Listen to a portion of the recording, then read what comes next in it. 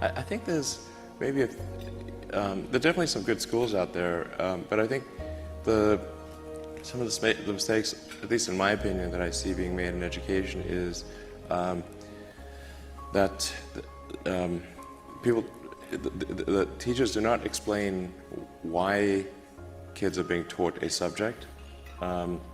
You just sort of get dumped into math and like, well, why are you learning math? What's the point of this? This seems like some, for some people, like maybe it's, I don't know why I'm being asked to do these strange problems.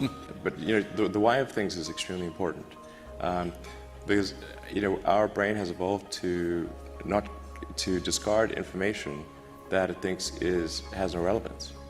So then, if on the one hand you're being asked to memorize or learn, say, formulas, but you do not know why this is the case, then you have this cognitive dissonance of, it seems irrelevant, but I'm being told to remember it, so I'll be punished. So I better remember it. But so the why of things is very important, and then being able to, and then picking kind of a problem, and then using various educational tools to solve that problem, like using math or physics or economics to solve that problem, is far more engaging than teaching the tools. It's the difference between if you say, well, we're going to take apart this engine and see how it works and put it back together again. And then in order to take the engine apart, we need wrenches and screwdrivers and a winch and Allen keys and whatnot. And then in the course of solving the problem of taking the engine apart and putting it back together, you learn about wrenches and screwdrivers and all the tools that you need. And then now you understand the relevance. This is why wrenches are important. Whereas if you had a class on wrenches, why does this not seem that great? So tying it to solving a problem is, I think, very powerful for establishing relevance and getting kids excited about what they're working on, and having the knowledge stick.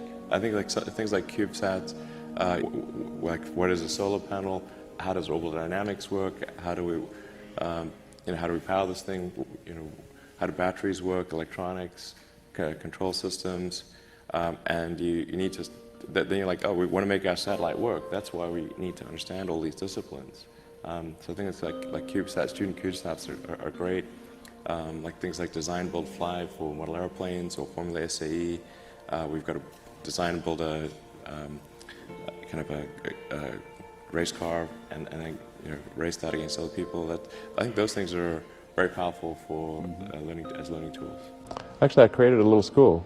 It's called Ad Astra, which means to the stars. That's maybe a bit different from most other schools, is that there aren't any grades. There's no like not grade 1, grade 2, grade 3 type of thing. And making all the children go in the same grade at the same time, like an assembly line. Because some people love English or languages, some people love math, some people love music, and they have different abilities at different times. It makes more sense to cater the education to match their aptitudes and abilities. I think that's one principle.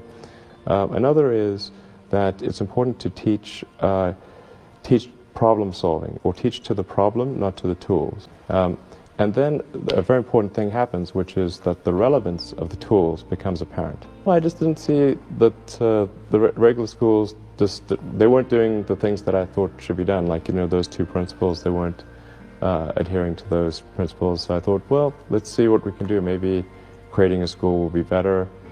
And I actually hired a teacher from the school they were at, who also agreed with me that there was a better way to do it. It seems to be going pretty well. The kids really love going to school. I think that's a good sign. I hated going to school when I was a kid. It was torture.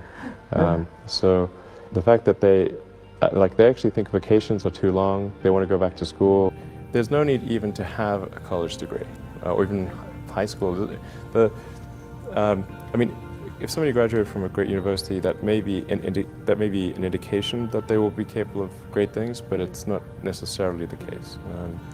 If you look at, say, people like Bill Gates or Larry Ellison, Steve Jobs, these guys didn't graduate from college. But if you had a chance to hire them, of course, that would be a good idea. Yeah, okay.